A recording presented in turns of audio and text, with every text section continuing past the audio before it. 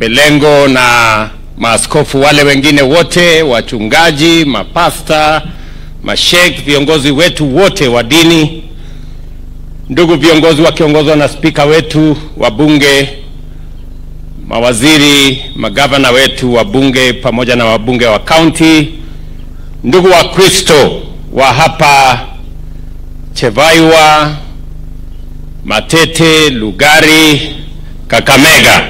Bwana Yesu asifiwe. Hamjambo? Murembe?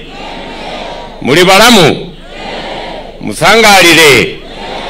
Muri mwoyo? Mwami Yesu itsomi ywe. Bwana Yesu asifiwe. Ebo munisalimie hewani nione Bwana Yesu asifiwe. Asanteni sana. Mimi kwanza nataka nimshukuru Mungu kwa kutupatia nafasi hii ya kipekee tufike hapa Kakamega siku ya leo.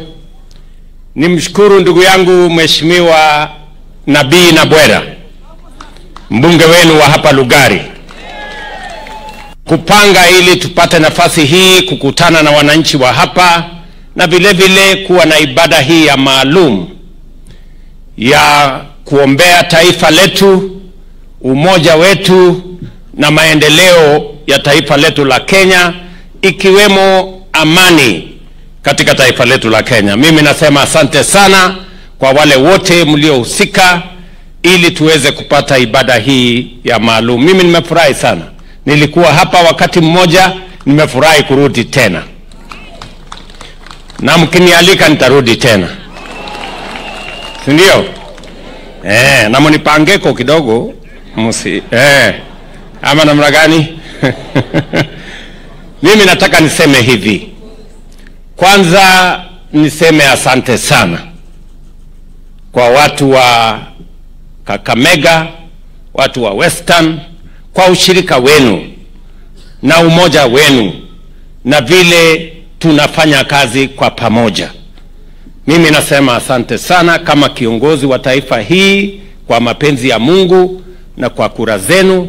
Nasema asante sana kwa ile umoja. Mimi ninaona askofu wetu ametunenea neno la Mungu na akasema umuhimu wa amani na umoja. Amesema katika Zaburi 133 mahali alitusomea kwamba how good and how pleasant it is when brethren dwell together in unity. Yani mandugu wakiishi pamoja kwa umoja. Na amesema mstari wa 3 kwamba katika umoja wa wananchi wa taifa, pale Mungu anaamurisha baraka. So tumeshukuru sana askofu. Na mimi nasema shukurani kwa sababu mliponipatia nafasi hii ya kuwa kiongozi wa taifa la Kenya. Niko na majukumu mawili ya muhimu. Ya kwanza ni kuunganisha taifa letu la Kenya, kuondoa mipaka ya dini, ya kabila, ya sehemu, ya maeneo, ya mirengo, ndio taifa letu liwe taifa moja. Kwa sababu vile askofu ametueleza, hivyo ndivyo mapenzi ya Mungu, umoja. Na ndio sababu watu wengi wananiuliza maswali. Mbona umeunda serikali ya broad based? Mbona umelete wale ambao hawakutupigia kura ndani ya serikali? Mbona umelete wale ambao walikuwa wapinzani ndani ya serikali? Askofu umenisaidia kuwajibu. Neno la Mungu linasema ni vyema watu wakiishi kwa pamoja, kwa sababu katika umoja huo Mungu atatuletea baraka. Ama namna gani Kakamega? Asante sana askofu kwa kunisaidia kujibu watu wajeuri wengine wanauliza maswali. Na ndio sababu hiyo mnajua tulikuwa na mirengo tofauti tofauti. Hata na huyu mbunge wenu alikuwa mpinzani wangu wa mambo makali. Si ndio? Lakini Mungu ni nani jameni? tumesema ya kwamba kwa sababu ni vyema sisi kama wananchi wa taifa la Kenya, ili tuweze kupiga hatua ya kwenda mbele, ni vizuri tufanye kazi kwa umoja pamoja. Na nataka nimshukuru ndugu yangu Nabii na wale viongozi wengine wote ambao tumekubaliana na tumeamua.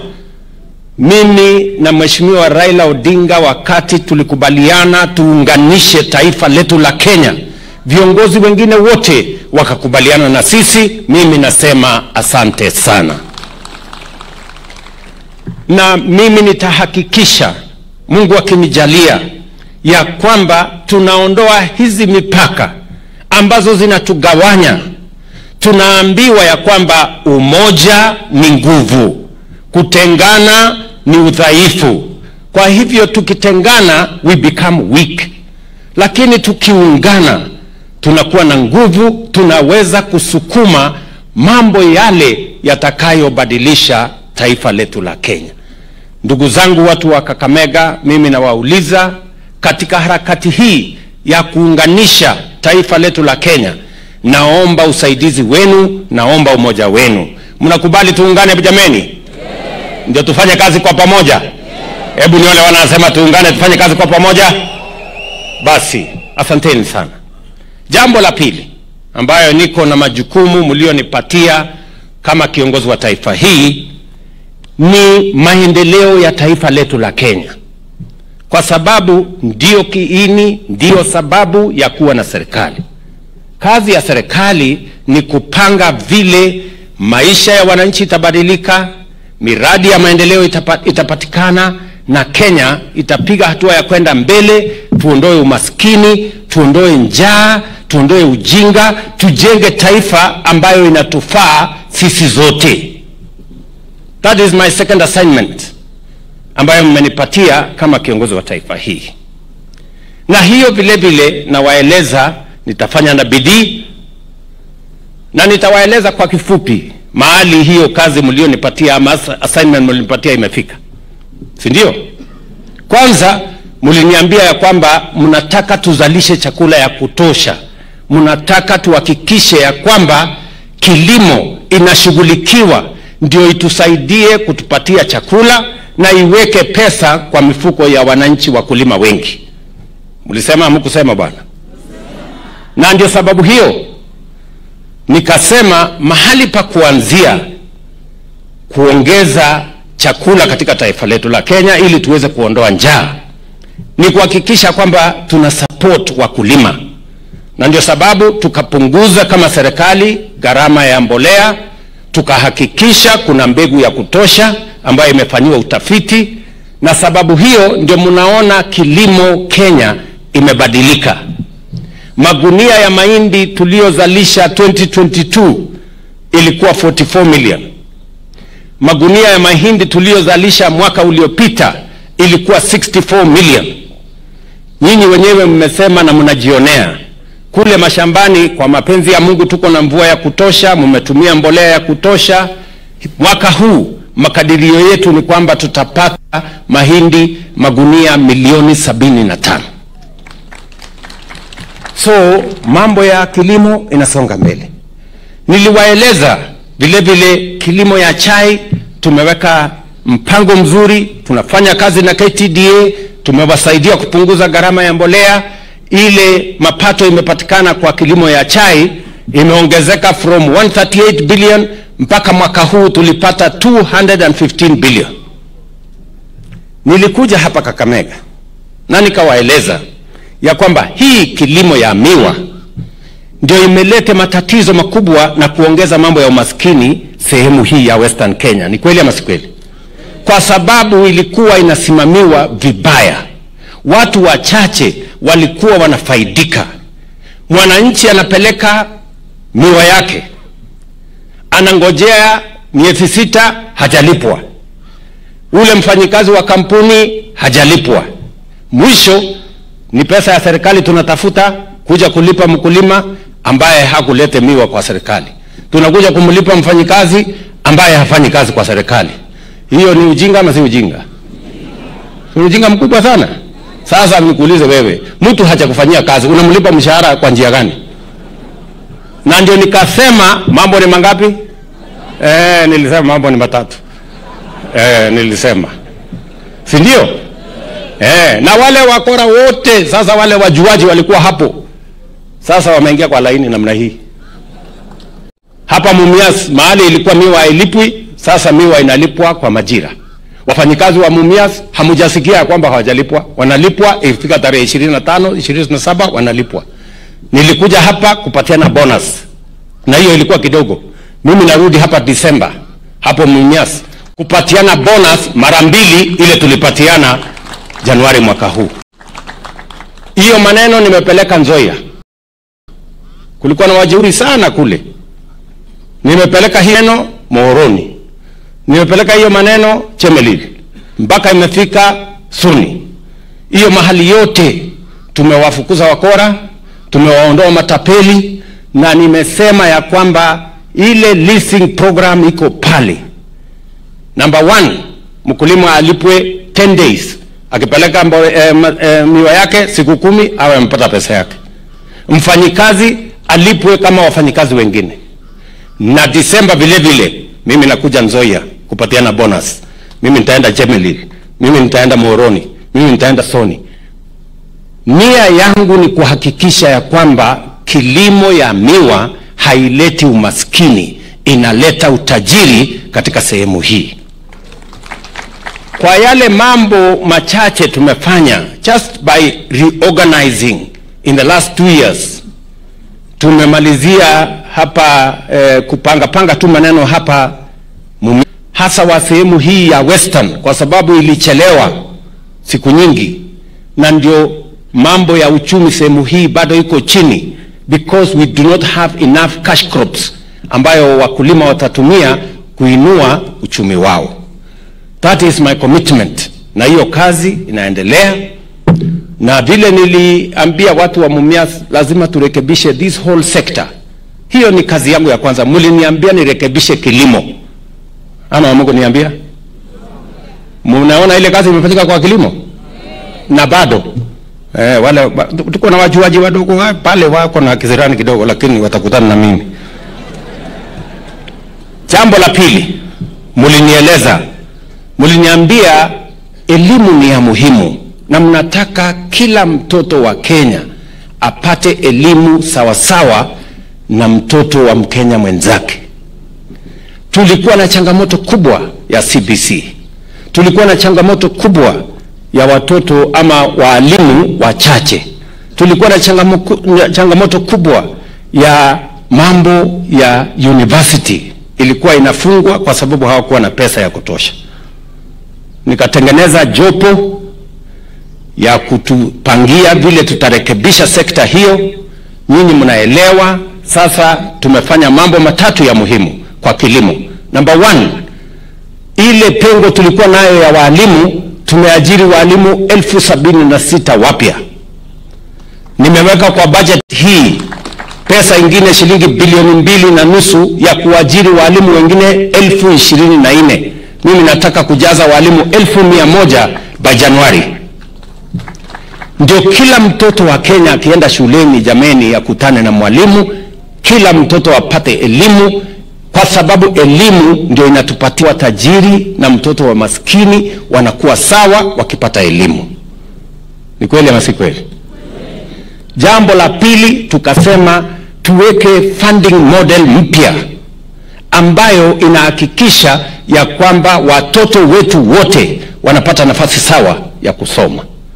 Na ndio sababu tumeweka a student centered funding model ambayo itahakikisha watoto wa kutoka jamii maskini wanalipiwa scholarship na serikali 90%. Mzazi alipe tu 10%. Mtoto kama wangu na huyu Nabii, sisi tutapatiwa scholarship ya 40%, kwa sababu sisi tuko na pesa kidogo na mshahara, si ndio? Mama mboga tumlipie 90%, huyu na bwera apate 40%. Ama mnataka tuendelee namna gani? Si namna hiyo? So that tuweke usawa, kila mtoto wa Mkenya apate nafasi ya kusoma. Vile vile tumerekebisha maneno katika university. Sasa ile university ilikuwa na matatizo, tumerekebisha. So mliniambia nirekebishe mambo ya kilimo na ndio nimefanya. Na ilikuwa sio kazi rahisi. Simulisikia iko makelele mingi. Kwa sababu unajua kurekebisha kitu iko na watu wamezoea maneno hapo katikati, lazima upite na hawa kidogo ndio mambo iende sawa sawa. Ama ni aje jameni? Vile vile mliniambia ya kwamba tunataka pia tupange mambo ya afya. Na niliwaeleza ya kwamba wananchi wengi bado wanaingia kwa umaskini kwa sababu ya kulipa gharama ya hospitali. Mtu anaenda hospitali, bili inakuja 1,100, 1,500, milioni 2, anauza mbuzi, anauza kuku, anauza shamba ili kulipa bili ya hospitali. Ni kweli ama si kweli? Na ndio nikasema lazima tuwe na mfumo mpya ambayo itawasawazisha yule wa chini na yule wa juu wawe sawa, tuweze sisi wote kwenda hospitali tupate matibabu, na kila mtu aende nyumbani bila ya kuuza ng'ombe yake ama kuuza kuku yake ama kuuza mbuzi yake ati anaenda kulipa bili ya hospitali. Na ndio sababu tumetengeneza hii UHC, Universal Health Coverage, Taifa Care kwa SHA. Na mimi nafurahi ya kwamba katika hii mpango for the first time Wakenya milioni 4.5 wametibiwa na kulipiwa na SHA. Tumelipa 41 billion kwa kulipa gharama ya matibabu ya Wakenya. Hapa Kakamega, nataka nimshukuru gavana wenu, kwa sababu Kakamega hata ingawaje hawako mbele sana, bado gavana utajikaza kidogo. Kwa sababu Kakamega kwa counties 47, Kakamega ni number 21. Inang'ang'ana, si mbaya sana. Wananchi almost 39% wameregister. Yani wananchi vile mlisikia gavana amesema 713,000 people in Kakamega wamejiandikisha.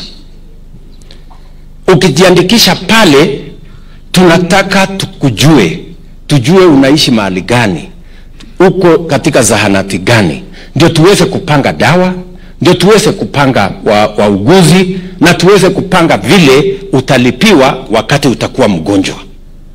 Ni mnanielewa? So kila mmoja wetu hapa tunataka mjisajili, mjiandikishe.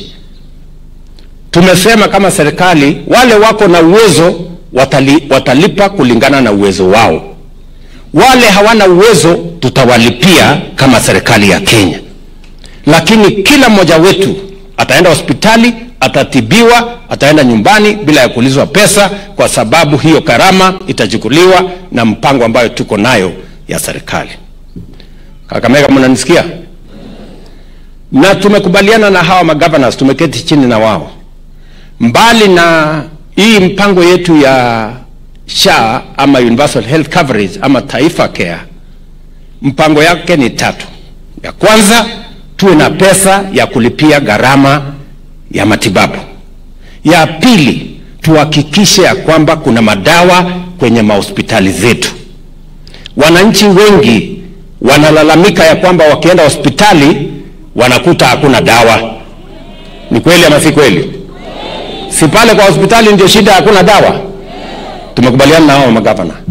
Sasa mpango mpya ni kwamba zamani ilikuwa inaletwa dawa Kakamega, inakuja kukaa kwa store, alafu ndio inatoka Kakamega inakuja Javaiwa. Sasa tumesema madawa ikitoka Nairobi ikuje Javaiwa straight, isiende Kakamega. Tumeelewana? Madawa isiende kukaa kwa store Kakamega, mwananchi anangojea hapa. Saa zingine madawa inakaa Kakamega kwa store mpaka ina expire, na mtu wako hapa anahangaika na ugonjwa. Sijui kama tumeelewana. So tumekubaliana na hao governors ya kwamba, shukuru governors, wamekubaliana na sisi ya kwamba vile hii shule ya Kivaiwa hapa, si ndio? Si hii shule iko na kamati ya kusimamia? Si iko na chama ni ya board? Na wale wengine wote. Sasa hospitali pale chini pia tutakuwa na board ya kusimamia ya wananchi. Ndio kama hakuna dawa, mwananchi wanaanza kupiga report mapema na wao ndio wasimamizi. Na pesa ya SHA hatutakuwa tunatuma Kakamega, tutakuwa tunatuma kwa hospitali yenu hapa. Na kamati yenu ndio itasimamia. Madawa inakuja hapa. Nyinyi ndio mtasimamia. Mko tayari ama mko tayari? Tunaelewana? Si ya shule inafanya kazi. So tumesema mambo mengine mawili, nilisema mambo matatu. Number 1, pesa ya kulipia gharama. Number 2, kuhakikisha kwamba madawa imekuja hospitalini. Number 3, tuwe na equipment na tuwe na wafanyikazi.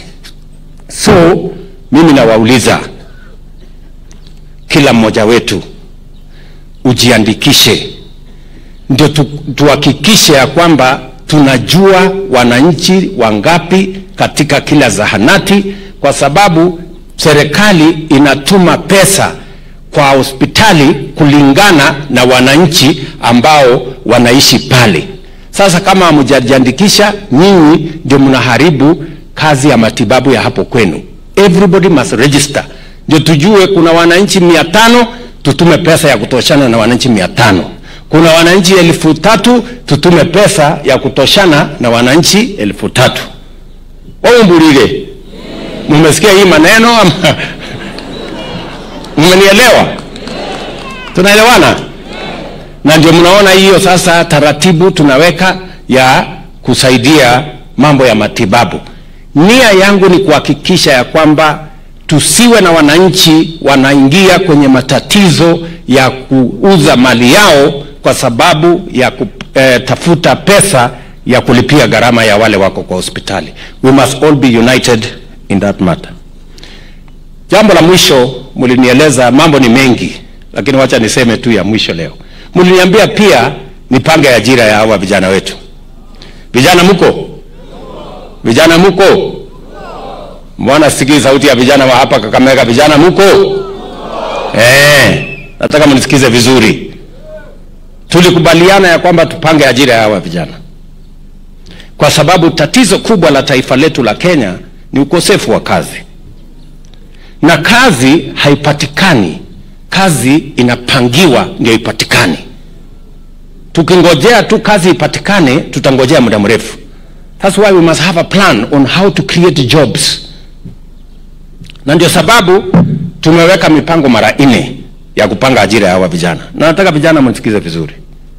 Number 1, tumeweka program ya development ya physical facilities.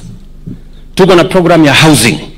Nikiongea na nyinyi sasa, vijana 1250 Kenya wanafanya kazi kwa program ya housing. 250,000. Pale iko kazi ya aina yote. Mesikia hii Kakamega tunajenga, tayari tumepatiana kandarasi ya nyumba 4,800. Pale Milimani the first house program iko tayari. Nitakuja mwezi wa 7-8 hii nikuja nipatiane funguo za watu kuishi ndani. Another 2,000 housing units tumetangaza hapo inajengwa. Kule Mumias tunajenga. Different 8 locations hapa Kakamega tunajenga affordable housing. Tunajenga soko 21 mpya hapa Kakamega. Tumeweka pesa ya serikali shilingi bilioni 2 ya kujenga masoko. Mmesikia mjumbe wenu akisema tuko na soko Chekalini, tuko na soko tunajenga hapa Luandet, tuko na soko tunajenga kule Tanpepa. Mnanielewa? 3 kwa constituency yenu. Lakini Kakamega mzima 21 markets.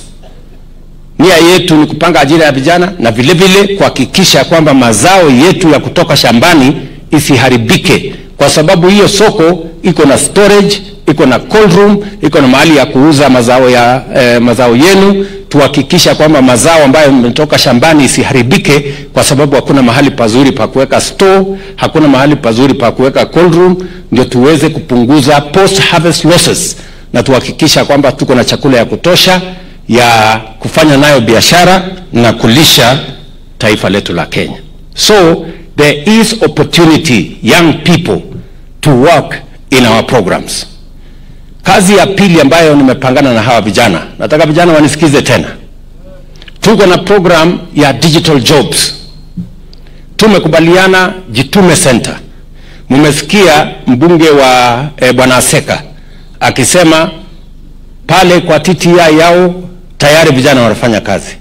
Mumesikia mjumbe wenu akisema pale kwa TTI nafasi imepatikana ya vijana kufanya kazi. Nikiongea na nyinyi sasa hivi tuko na vijana 200,000 Kenya mzima ambao wanafanya kazi katika mitandao ya digital jobs.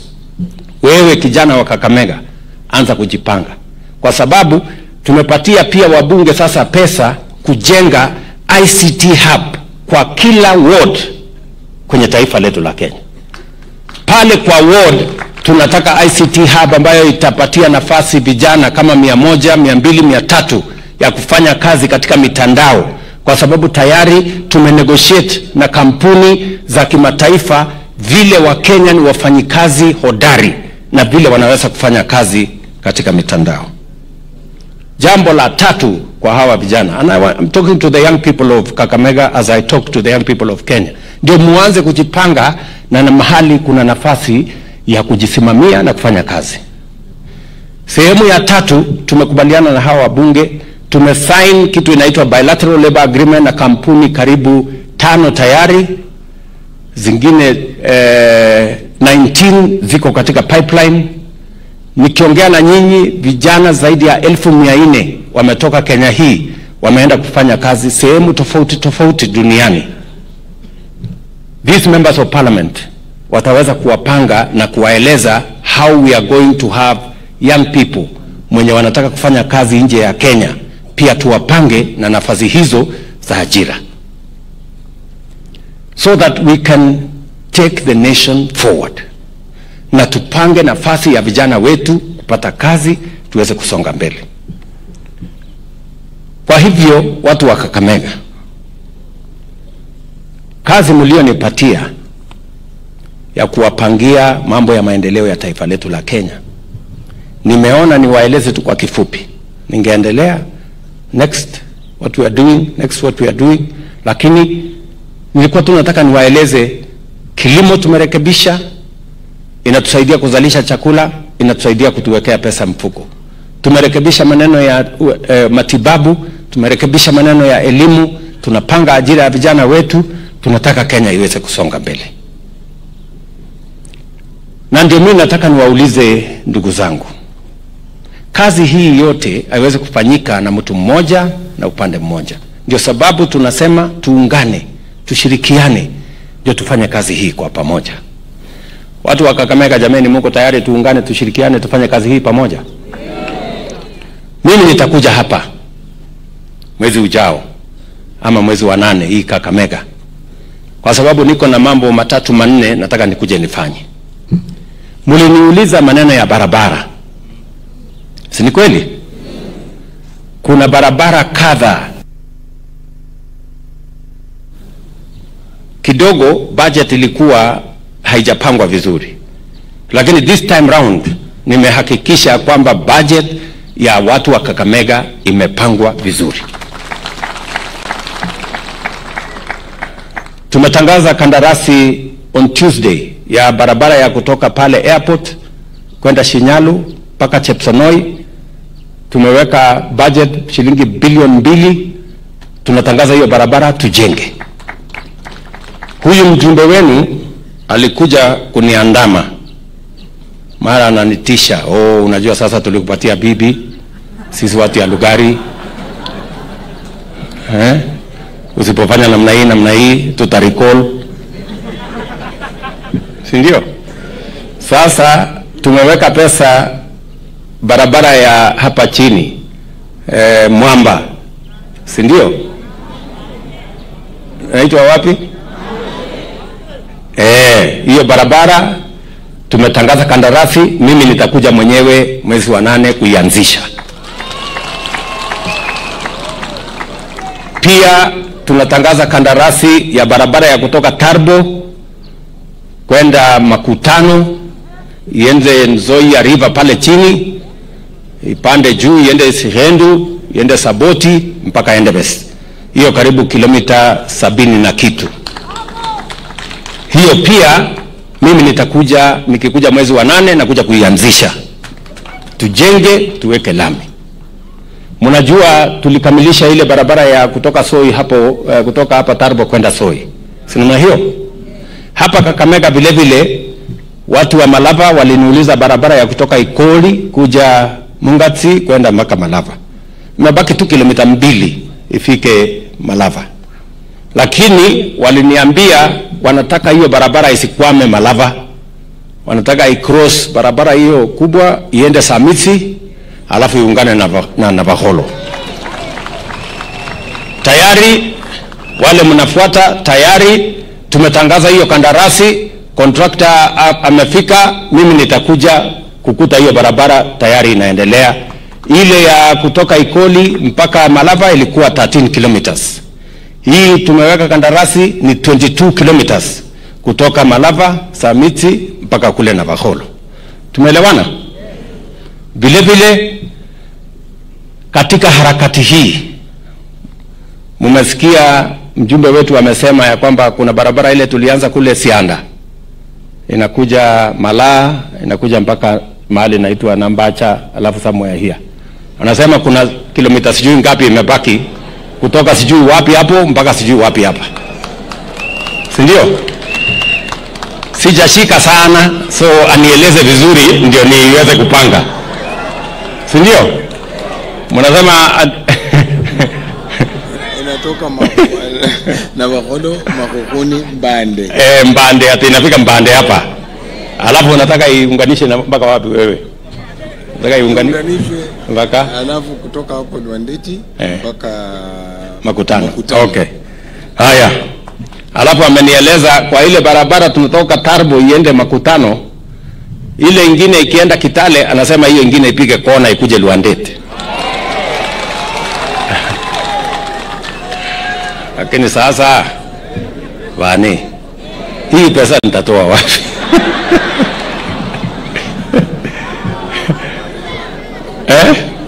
Nitangangana, si namna hiyo? Nitangangana kwa sababu sasa nyinyi mmenipatia hii kazi, lazima nitimize. Ile nimetangaza ni ile iko tayari. Hii ya kuja Luandeti nitaipangia ndio niweke barabara hiyo ikae sawa sawa.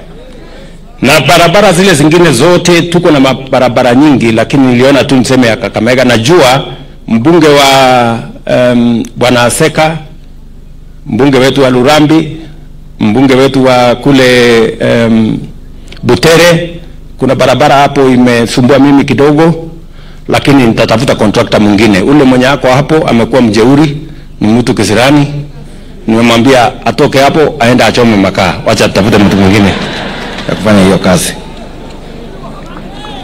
Alafu pia huyu ndugu yangu Mheshimiwa Innocent, na mimi nasikia huyu mtu anaitwa Innocent, lakini sina uhakikisho ya kwamba yeye ni innocent. Lakini kuna barabara ya kutoka Fafaro, aliniambia anataka ikuje Kongoni alafu ikuje mahali inaitwa Mapera. So hiyo barabara nimekubali tayari, contractor tumetangaza, na nikikuja mwezi wa 8 na kuja kuianzisha vile vile. So hii Kakamega niko karibu barabara 6 mpya ambayo tutakuja kuzianzisha, na zile zingine zote zilizokwama tumeshalipa makontrakta, tunataka waendelee tukamilishe hizi barabara kwa sababu ni ya muhimu kwa kutusaidia kurahisisha usafiri, kuzalisha uchumi, ndio Kakamega na Kenya iweze kusonga mbele. Pia ningependa kusema ya kwamba nikikuja hapa pia muliniuliza maneno ya stima, na hapa Kakamega ilibaki nyuma kidogo kwa mambo ya stima. Haja tuseme kwa ukweli. Si ndio? Na ndio sababu hiyo nimeweka affirmative action. Nimesema hii Kakamega sasa tuwapatie shilingi bilioni 3 na tuunganishe wananchi 1000 ama households, manyumba 1035. Mwezi ujao kuanzia tarehe 15 hiyo kazi inaanza hapa, na nitakuja mwenyewe, na nimewaambia kabla ya Disemba hiyo nyumba 35,000 zote ziwe zimeunganishiwa stima, ndio nipange ya mwaka ujao. Umeelewana jameni? Na hao wabunge, kila mjumbe anajua ya kwake ni gani, ni ngapi, na tayari contractors tumemalizana na wao. So we were assisting them kwa sababu walikuwa na import vitu nyingi kutoka nje ya kutusaidia kuweka mambo hiyo ya stima. So watu wa Kakamega, mimi nataka niwashukuru. Nitakujia mambo ya barabara vile nimesema, nitakujia mambo ya stima vile nimesema, ile kazi ingine yote nataka tushirikiane. Mheshimiwa Musalia Mudavadi, vile mmesikia, nimemtuma China. Na nimemtuma China kwa kazi 3. Ya kwanza ni hii barabara ya kutoka Rironi ikuje Mau Summit, ikuje Eldoret, Malaba. Hiyo barabara tunaanzisha mwezi wa, tunaweka contractor kwa ground. Mimi mnanielewa? Na tunataka kujenga hiyo barabara namna hii. Pengine hata kwama tunataka kufikia hapo katikati. Kwanza awamu ya kwanza inapita Nakuru ikikuja pande hii. Alafu tumesema vile vile kazi ya pili nimetuma Musalia ni mambo ya reli. Ile reli ilikuja kukwama Naivasha. Sasa tunataka kuleta pia mpaka Malaba. Na hiyo pia tunataka itoke Malaba before the end of this year, iwe imeanza ndio tusukume ifike hapa Malaba. Tunaelewana? Na jambo la 3 nimetuma Musalia kule China ni maneno ya soko. Nyinyi mmesikia ya kwamba tunazalisha avocado, tunazalisha kahawa, tunazalisha chai, tunazalisha macadamia, kahawa. Sasa hiyo mambo yote soko kubwa. Tuko na soko ya Uingereza ambayo tumesign tayari agreement, inaitwa Economic Partnership Agreement. Hiyo soko iko wazi. Tuko na soko ya Marekani ambayo tumefanya kupitia kwa ile inaitwa AGOA. Na sasa tuko na soko ya China ambayo sasa kina Musalia wanamalizia, ili kwa miezi 3-4 ijayo tunaweza kupeleka bidhaa yetu ng'ambo, tuhakikisha kwamba soko yetu, bidhaa yetu inapata soko, tuweze kuuza kwa bei ya sawasawa, ndio pesa ipatikane, foreign exchange ipatikane, na tuweke pesa kwa mfuko ya wakulima wetu. Tumeelewana jameni? Tuko pamoja? Sasa hiyo ndio kazi mlinipatia, na hiyo ndio kazi mimi nafanya, na nafanya na bidii sana. Hiyo mnanielewa? Hawa watu wengine hawana mpango, wacha msipoteze na we cannot hand over to people hawana mpango. Ati mpango yao Ruto must go. Sasa Ruto must go itakusaidia nani? Hujui vile vijana wetu watapata kazi, hujui vile kilimo itaendelea, hujui vile watoto watasoma, huna mpango ya ajira ya vijana, you have no plan to do anything. Alafu ni mtakubali hii story hao watu ambao hawana mpango yoyote. Ati kazi yao kubwa ni ukabila, shares, sijui ya nani, sijui chuki, sijui kisirani. Hata mwangalia wakiongea, wanaongea na kisirani mingi sana. Ni kama sijui nani aliwakosea. Na kama wako na kisirani na mimi, wawachane na Wakenya, wakuje tukutane kando huko. Kama namna gani? Nitawamalizia pale kando, wao watu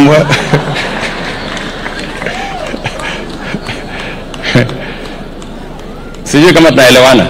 Ya muhimu, ndugu zangu watu wa Kakamega, ya muhimu ni vile vijana wetu watapata kazi, vile kilimo itatupatia pesa, vile watoto wetu watasoma, na vile matibabu itapatikana. That is what is important to us as a people, to the people of Kakamega, to the people of Western, and to the people of Kenya. Mnasema tutashirikiana pamoja jameni? Tuendelee tusiendelee? Tuendelee tusiendelee? Wale wanasema tuendelee na hiyo kazi, nione kwa mkono. Basi sasa huyu nabii, na sijui nabii ni prophet ya kweli ama ni prophet ya gani tena. Sasa huyu nabii aliniambia watu wa Friends, si ndio, waliitana wakati mwingine, katuma speaker ati mko na maneno yenu hapa, mnataka kununua basi, si ndio? Nikatumana, speaker akafanya na wale wengine. Sasa ikapatikana pesa milioni 6 na kitu, basi ni milioni 10 na kitu. Sasa huyu Nabera tena akarudi kwangu, akasema sasa ile basi tulifanya namna hii haikujaa, imebaki milioni 4.5, si utu pangieko. Sasa nikauliza yeye, si wewe si unaniumiza? Akaniambia hapana, najua Shemeti lazima anafanya tu kila siku. So nimeenda nimelipa hiyo pesa, basi ndio hii.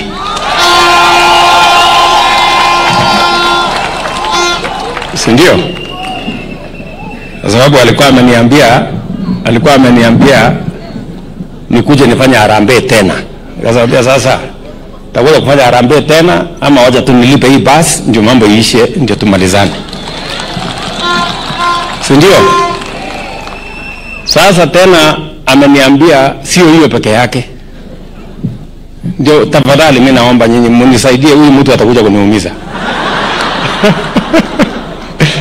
Sasa sio barabara, sio nini, basi ndio hiyo, lakini bado hajaniwacha. Ananiambia tena ati ile mahali nilikuja kufanyia harambee pale haijakamilika, si ndio? Ati imebaki sijui shilingi milioni 2 sijui ngapi. So basi, so nimesema milioni 2 pengine niongeze ikuwe milioni 3, nitawapatia mumalize hiyo. Na wewe sasa nabii, please sasa usirudi tena kwangu.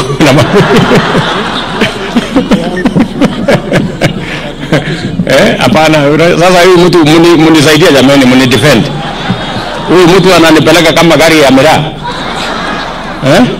ama baiskeli ya kuibua. Ndio ama nyinyi ndio mmemtuma?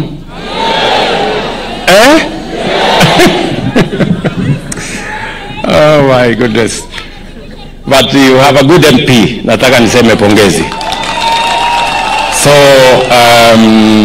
ile kazi nyingine mmesikia vile tumeshirikiana na yeye na viongozi hawa wengine wote, na mimi nataka niwashukuru wabunge wa Kakamega, gavana wa Kakamega,